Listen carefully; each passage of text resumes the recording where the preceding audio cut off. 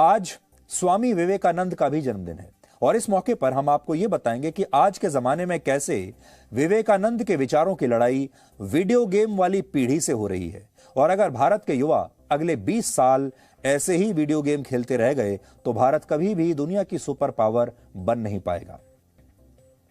भारत दुनिया की सबसे बड़ी युवा शक्ति है। भारत की कुल आबादी की मध्य आयु 28 वर्ष है। इसे मीडियन एज कहते हैं। आप इसे ऐसे भी समझ सकते हैं कि इस समय भारत की आधी आबादी की उम्र 28 वर्ष से कम है, जबकि बाकी आधी आबादी की उम्र 28 वर्ष से ज्यादा है। और इस लिहाज से भारत दुनिया के सबसे युवा देशों में गिना जाता है, जबकि चीन और अमेरिका जैसे देश जो बहुत विकसित हैं, अमीर भी हैं, वो भारत के मुकाबले बहुत तेजी से बूढ़े हो रहे हैं। अमेरिका और चीन में लोगों की मध्य आयु इस समय 37 वर्ष है और हमारी 28 वर्ष है। इसके अलावा ऑस्ट्रेलिया की 39 वर्ष, रशिया 40 वर्ष, कनाडा 42 वर्ष और पश्चिमी यूरोप के देशों में लोगों की मध्य आयु 45 वर्ष है और जापान में तो ये उम्र 49 वर्ष हो चुकी है। यानी जापान की आधी आबादी 49 साल से ज्यादा उम्र की है, मतलब आधी आबादी बूढ़ी हो चुकी है। और यही स्थिति अमेरिका और चीन जैसे देशों की भी है। लेकिन भारत एक ऐसा देश है जिसके पास युवा शक्ति के रूप में एक बहुत ही मजबूत पावर हाउस आज है। और आज राष्ट्रीय युवा दिवस है। इस मौके पर हम आपके साथ युवाओं के बारे में बात करना चाहते हैं और युवाओं को यह बताना चाहते हैं कि वो शायद समझ नहीं पा रहे उनके ऊपर इस देश की कितनी बड़ी जिम्मेदारी है। हालांकि हमारे देश के पास ज्यादा समय अब नहीं है। कुल मिलाकर भारत के युवाओं के पास 20 साल बचे हैं। अगर इन 20 वर्षों में भारत एक सुपर पावर, एक विकसित देश बन गया तो देश का भविष्य कई मायनों में बहुत आधुनिक और बेहतर हो जाएगा। और अगर ये 20 वर्ष ऐसे ही निकल गए वीडियो गेम खेलते खेलते तो हम भी चीन और अमेरिका जैसी स्थिति में होंगे जहां ज्यादा आबादी बूढ़ों की होगी, लेकिन हमारा देश इन देशों से बहुत पीछे छूट चुका होगा। किसी भी देश में 15 से 59 वर्ष की आयु वाले लोग उस देश की अर्थव्यवस्था का असली पहिया होते हैं, सबसे मजबूत पहिया होते हैं। ये वो लोग होते हैं जो सबसे ज्यादा वर्क फोर्स में शामिल होते हैं। सरकार को टैक्स भी यही लोग देते हैं और देश में बच्चों और बूढ़ों की देखभाल भी यही करते हैं। सबसे ज्यादा शक्ति, ताकत भी इन्हीं के पास होती है, सबसे ज्यादा जोश भी इन्हीं के पास होता है। और इस समय भारत की कुल आबादी में इस आयु वर्ग की हिस्सेदारी है 62.5%। यानी हर 100 में से लगभग 63 लोग उस उम्र के हैं जो देश की अर्थव्यवस्था को चलाने में सक्षम हैं। लेकिन एक अनुमान के मुताबिक वर्ष 2036 में इस उम्र के लोगों का पीक आ जाएगा और इनकी हिस्सेदारी देश में 62.5% से बढ़कर 65% हो जाएगी और इसके बाद भारत बूढ़ा होना शुरू हो जाएगा। इसलिए अगर इस स्थिति को समझें तो भारत के पास अभी पूरे 20 साल भी बचे नहीं हैं सुपर पावर बनने के लिए और अपनी पूरी ताकत लगाने के लिए। क्योंकि अगर इन 20 साल में ताकत नहीं लगाई हमारे देश के इन युवाओं ने तो उसके बाद ये बूढ़े हो जाएंगे और देश भी बूढ़ा हो चुका होगा। इसके बावजूद हमारे देश के ज्यादातर युवा आज वीडियो गेम की लत में फंसे हुए हैं। इसलिए भारत चाहे तो आज जापान से बहुत कुछ सीख सकता है। यहां पर हम ये नहीं कह रहे कि सारे युवा ही वीडियो गेम्स खेल रहे हैं या सारे युवा ही भटक चुके हैं। हमारे देश में बहुत अच्छे युवा भी हैं, बहुत अच्छे छात्र भी हैं जो बहुत अच्छा काम कर रहे हैं। लेकिन अगर आप देखेंगे तो बड़ी संख्या में अब हमारे जो युवा हैं वो भटक भी रहे हैं। जीवन में उनकी जो प्रायोरिटीज हैं वो बदल रही हैं। वो मनोरंजन पर ज्यादा ध्यान देते हैं और जो बात आज हम कहने की कोशिश कर रहे हैं शायद इनकी तरफ तो उनका ध्यान जाता भी नहीं होगा।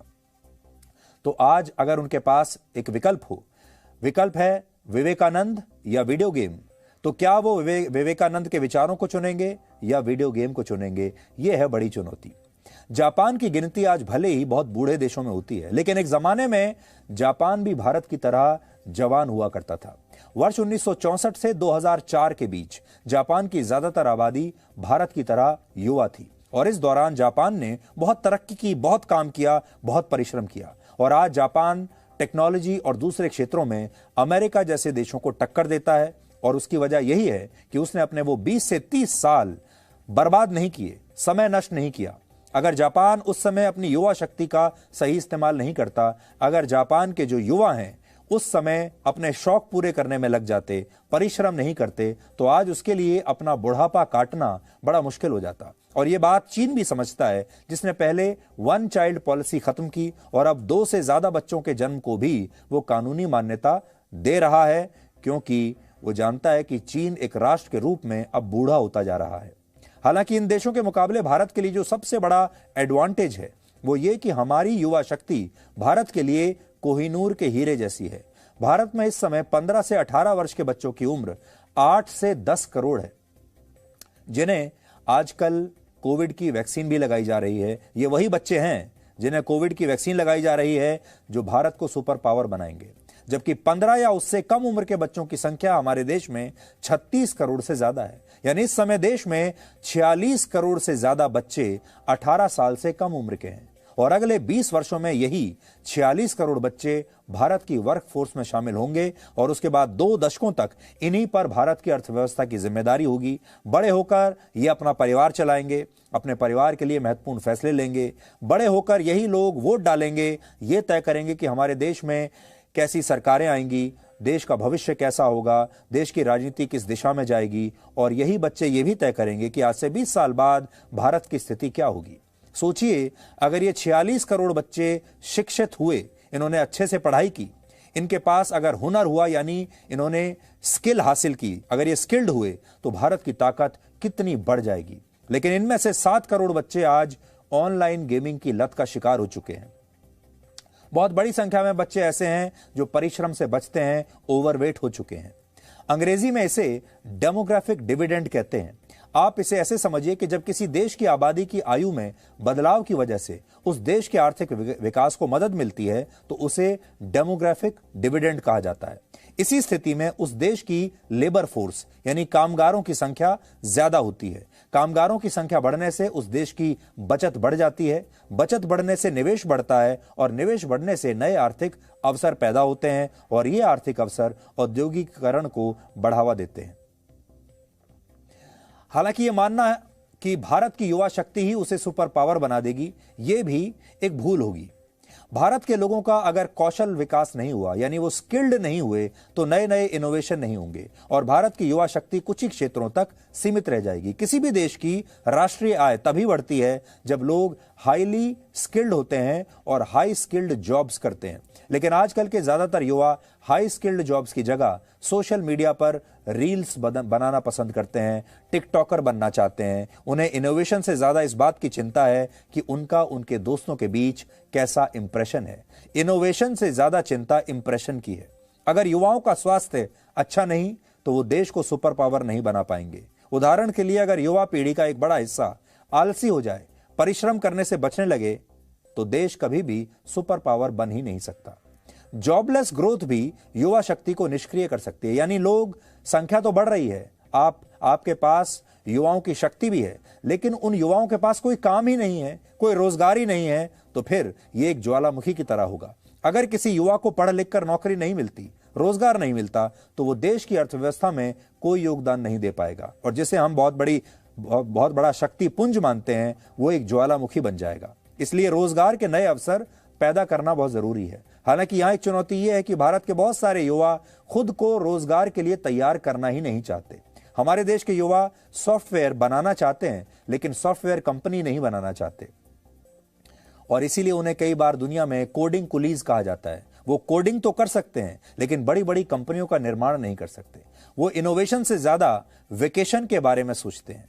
और एक सर्वे के मुताबिक भारत में 32% बेरोजगार ये मानते हैं कि अगर उन्हें नौकरी नहीं मिली तो वो खुद से भी कोई काम करने के बारे में सोचेंगे नहीं। यानी आत्मनिर्भर बनने का विचार बहुत सारे युवाओं के डीएनए में है ही नहीं। इसलिए हमारे देश के युवा चाहें तो इनोवेशन के लिए स्वामी विवेकानंद के विचारों से प्रेरणा ले सकते हैं। स्वामी विवेकानंद ने एक बार कहा था कि अपने जीवन में जोखिम उठाओ। अगर तुम जीतोगे तो नेतृत्व करोगे और हारोगे तो मार्गदर्शन करोगे। इसलिए यह बात आपको खास तौर पर हमारे युवाओं को हमेशा याद रखनी चाहिए। भारत के युवाओं पर सिर्फ अर्थव्यवस्था की जिम्मेदारी नहीं है बल्कि देश की राजनीतिक व्यवस्था की जिम्मेदारी भी और भागीदारी भी बहुत जरूरी है। लेकिन इसके बावजूद इस देश के ज्यादातर युवा सोचते हैं कि उनके एक अकेले के करने से देश और यहां की राजनीति बदलेगी नहीं। और शायद यही वजह है कि जिस देश में 18 से 29 वर्ष के 25% वोटर हैं, उसी देश के 23 राज्यों में सभी सांसद 40 साल से ऊपर के हैं, जबकि 16 मुख्यमंत्री 50 से 70 वर्ष के बीच हैं। इसके अलावा 3 मुख्यमंत्री ऐसे भी हैं जिनकी उम्र 75 वर्ष से ज्यादा है। देश में सबसे कम उम्र के युवा मुख्यमंत्री मेघालय के कोनराड सांगमा हैं। उनकी उम्र 43 वर्ष है। और इसके अलावा सबसे युवा देश में सांसदों की औसत उम्र 54 वर्ष है, जो 1999 में सबसे ज्यादा 55 वर्ष हुआ करती थी। हमारे देश के युवा राजनीति को कीचड़ मानकर उसमें इसलिए अपना कदम नहीं रखना चाहते क्योंकि इससे वो भी शायद गंदे हो जाएंगे। लेकिन इसी सोच की वजह से आज भारत की राजनीति में युवा वोट बैंक का वो महत्व नहीं है जो मुस्लिम वोट बैंक का होता है, दलित वोट बैंक का होता है, या किसी दूसरी जाति के वोट बैंक का होता है, या धर्म के आधार पर जो वोट बैंक बनाया गया है। कभी आपने सोचा है कि हमारे देश की पार्टियां चुनाव से पहले युवा वोट बैंक के बारे में कभी क्यों नहीं सोचती, जबकि सबसे बड़ा वोट बैंक यही युवाओं का वोट बैंक है। सोचिए कितनी अजीब बात है कि इस देश की राजनीतिक पार्टियों के लिए 25% युवा वोट बैंक से ज्यादा 15% मुस्लिम वोट बैंक ज्यादा अहमियत रखता है, क्योंकि हमारे देश के युवाओं ने अपनी ताकत को ना तो खुद समझा है और ना ही हमारे देश के नेताओं को कभी समझाने की कोशिश की है। हालांकि ऐसा भी नहीं कि भारत के युवाओं में प्रतिभा नहीं है या वो इनोवेशन नहीं कर सकते। भारत के युवाओं की प्रगतिशील सोच का लोहा पूरी दुनिया मानती है और इसीलिए टेक्नोलॉजी कंपनी एप्पल में 35%, माइक्रोसॉफ्ट में 34%, IBM में 28%, इंटेल में 17% और अमेरिका की अंतरिक्ष एजेंसी नासा में 36% वैज्ञानिक भारतीय मूल के हैं। इससे भारत की ब्रेन पावर के बारे में आपको पता चलता है कि भारत के लोग कहां कहां पर जाकर दुनिया के कितने बड़े बड़े देशों की अर्थव्यवस्थाओं को चला रहे हैं, कंपनियों को चला रहे हैं। हालांकि यह भी सच है कि हमारे देश के यही युवा भारत में रहकर इनोवेशन नहीं करना चाहते, या दूसरी तस्वीर यह भी है कि अगर ये भारत में होते तो शायद इनोवेशन कर ही नहीं पाते। ये लोग इनोवेशन बाहर जाकर कर पाते हैं। वो हमारे देश की भी अपनी अलग अलग समस्याएं हो सकती हैं, लेकिन अगर वो ऐसा करते हैं तो शायद भारत विकास के शिखर पर पहुंच जाएगा। और हम ऐसा इसलिए कह रहे हैं क्योंकि इस समय भारत में 5,67,000 करोड़ रुपए की मार्केट वैल्यू वाले टॉप 10 स्टार्टअप्स के मालिकों की उम्र इस समय सिर्फ 29 से 41 वर्ष के बीच है, यानी ये सब लोग युवा हैं। जिस दौर में स्वामी विवेकानंद अपने जीवन के शिखर पर थे, उस दौर में भारत अंग्रेजों का गुलाम था। गुलाम भारत की युवा पीढ़ी को संबोधित करते हुए स्वामी विवेकानंद ने एक बार कहा था, उठो, जागो और तब तक नहीं रुको जब तक लक्ष्य प्राप्त ना हो जाए। तुम जो सोच रहे हो उसे अपनी जिंदगी का विचार बनाओ, उसके बारे में सोचो, उसके लिए सपने देखो, उस विचार के साथ जियो। तुम्हारे दिमाग में, तुम्हारी मांसपेशियों में, तुम्हारी नसों में और तुम्हारे शरीर के हर हिस्से में वो विचार भरा होना चाहिए, और यही सफलता का सूत्र है। ये वो विचार हैं जिसने गुलामी के समय भारत के युवाओं के मन में स्वाभिमान और स्वतंत्रता के बीज बोए थे। लेकिन हमें लगता है आज विवेकानंद के विचारों की लड़ाई वीडियो गेम वाली पीढ़ी से हो रही है, और ये पीढ़ी अगर अगले 20 साल खूब परिश्रम नहीं करेगी तो भारत कभी भी विश्व गुरु बन नहीं पाएगा।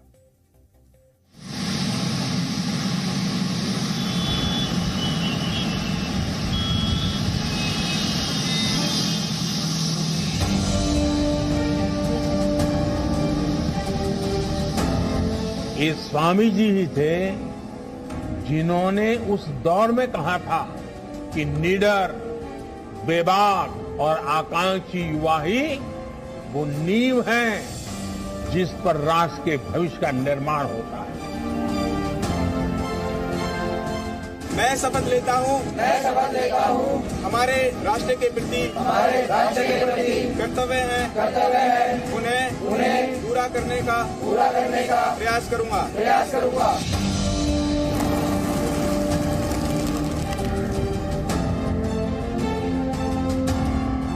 देश के लिए सपना ये है कि बिजनेस बहुत अच्छा करूं, है ना। बिजनेस से देश को बेनिफिट मिलता है जो टैक्स में देता हूं, GST जो मैं देता हूं यहाँ से, और लोगों को ज़्यादा से ज़्यादा अच्छी सेहत मैं अपने थेरेपी सेंटर के माध्यम से दे सकूं। महिलाओं को जो समाज में जो वो हाउसवाइफ होती है उनकी कोई वैल्यू नहीं होती है, तो उनको एक वैल्यू एक मतलब एडिशनल सोर्सेज दिलवाना चाहते हैं। और उसके बाद जो गांव की लेडीज़ हैं वो लॉ के बारे में इतना जानती नहीं है, डोमेस्टिक वायलेंस की शिकार होती है, तो उनके लिए कुछ मदद करना चाहती हूँ। मैंने सोचा है कि मैं गरीबों की मदद करूँगी, जब डॉक्टर बन गई उनकी सेहत का बिल्कुल पूरा ध्यान रखूँगी। मैं सक्सेसफुल हो जाऊँ तो मैं सब कुछ गरीबों के लिए करूँगी और सबके लिए करूँगी। मेरे को डॉक्टर बनना है और मतलब सबकी हेल्प करनी है, सबको अच्छा करना है, और जो भी बीमारी है उसको देखते हुए मुझे एक अच्छा डॉक्टर बनना है और सब लोगों की हेल्प करनी है। मैं देश के लिए बस ये चाहता हूँ कि अगर मैं उस मुकाम पे पहुँचूँ तो जो हमारे देश में गरीबी चल रही है उस गरीबी का मैं बहुत सहयोग करूँ, मतलब मुझसे जितना बने गरीबी हटाने का है मेरा विचार।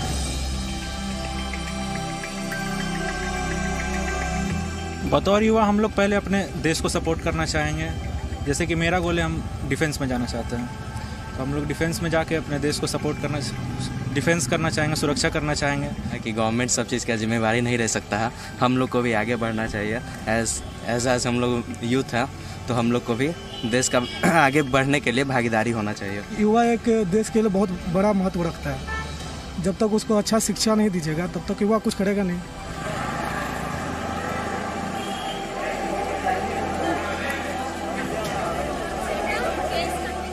सर हम तो यही चाहेंगे कि एज ए यूथ हम यही चाहेंगे कि अपने देश को जितना से जितना हो सके हम आगे ये करें, और अपनी तरफ से जितना हो सके, चाहे एजुकेशनली हो या फिर जिस तरफ से चाहे सोसाइटी की हेल्प हो सके वो हम करें। देश के लिए मैं कुछ करना चाहता हूँ, तो मेरा फीडबैक यही रहेगा कि सबसे ज़्यादा जो है मेडिकल फैसिलिटी को इम्प्रूव करना चाहिए गवर्नमेंट को। ये सबसे ज़्यादा मतलब सबसे मेजर इशू है इस टाइम पर, क्योंकि आपको पता है कि ओमिक्रॉन सेकंड वेरिएंट है और इसका काफ़ी ज़्यादा बढ़ रहा है। सर सबसे पहले मैं यहाँ की शिक्षा के लिए, शिक्षा में सुधार करना चाहता हूँ, और मतलब शिक्षा को सबसे पहले सर्वोपरि मैं शिक्षा को रखता हूँ, क्योंकि शिक्षा से यूथ को बहुत ज़्यादा इफेक्ट होता है, और आगे जितनी भी चीज़ें होंगी, अर्थव्यवस्था है, सरकार, ऐसी सारी चीज़ें पूरे देश के लिए, या हम अपने अगर अपनी कंट्री के बोले इंडिया के लिए, तो बहुत ज़्यादा ज़रूरी शिक्षा है।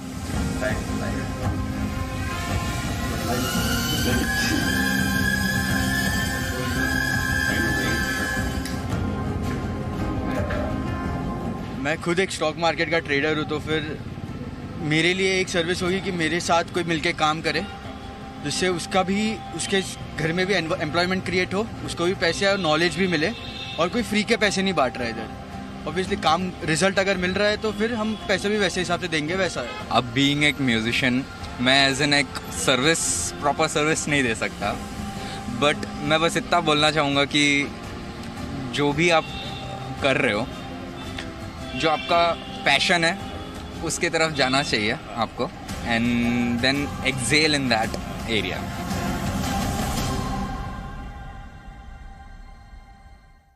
हमारे देश के नेता आज भी ये सोचते हैं कि चुनाव से पहले अगर वो हमारे देश के युवाओं को फ्री मोबाइल फोन दे देंगे, फ्री लैपटॉप दे देंगे, फ्री स्कूटी दे देंगे, या मुफ्त की साइकिल दे देंगे, मुफ्त की मोटरसाइकिल दे देंगे, तो हमारे देश के युवा खुश हो जाएंगे और वो उस नेता को या उस पार्टी को वोट दे देंगे।